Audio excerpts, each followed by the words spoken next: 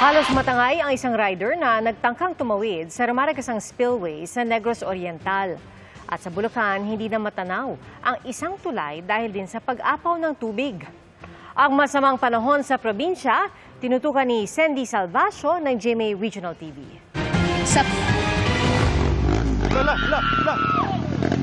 Sinusubukang tumawid ng rider na ito sa umapaw na spillway sa Ayungon, Negros Oriental nang muntik matangay ng tubig. Tinulungan siya ng iba pang stranded sa lugar hanggang sa tuluyang makatawid.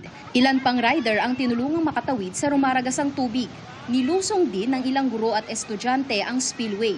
Wala raw kasing ibang pwedeng madaanan. Sa Bai City, Negros Oriental, isang dump truck ang tumirik sa gitna ng rumaragasang ilog. Ayon sa saksi, naghahakot ang truck ng props na gagamitin sana sa Hujaka Festival nang abutan ng baha sa gitna ng ilog. Giit ng driver, hindi niya inaasahan ang pagbaha dahil wala namang ulan. Umapaw rin ang tubig sa Makaiban Bridge sa Santa Maria, Bulacan, bunsod ng malakas na ulan. Halos hindi na makita ang tulay sa taas ng tubig. Ayon sa mga residente, kahapon pa umapaw ang tubig nang magsimulang umulan.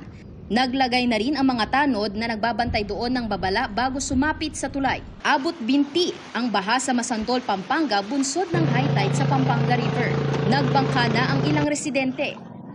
Bagamat lumabas na sa Philippine Area of Responsibility ang Bagyong Lani, nakaalerto pa rin ang Pangasinan Provincial Disaster Risk Reduction and Management Office. Bunsod ito ng nararanasang pabugso-bugsong ulan na pinalalakas ng nagdaang Bagyong Lani.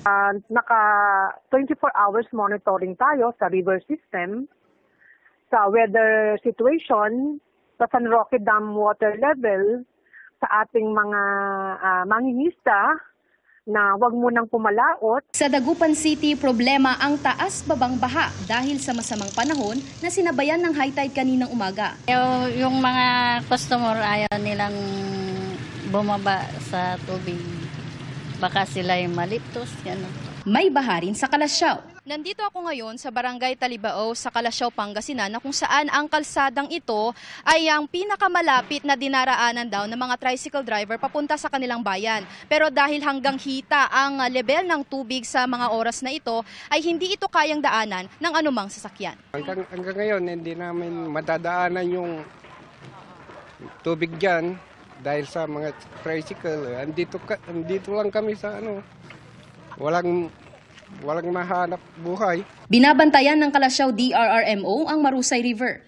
Although sa ngayon po wala pa naman po tayong monitored na significant report ng flooding, meron lamang pong mga isolated cases na meron pong pag-iipon ng tubig doon sa kanilang compound. Gawa ng mas mataas po yung level ng ating kalsada compared po doon sa kanilang area. Puspusan naman ang clearing operations at monitoring ng Office of the Civil Defense Cordillera, PDRRMO, kasama ang iba pang ahensya sa ilang pagguhos sa Cordillera. Gaya sa mga bahagi ng Baguio Itogon Road, Balbalan Pinukpuk Road at Lubuagan Batong Buhay Road na hindi madaanan as of 7:30 kaninang umaga. Para sa GMA Regional TV at GMA Integrated News, Sandy Salvacio, nakatutok 24 oras.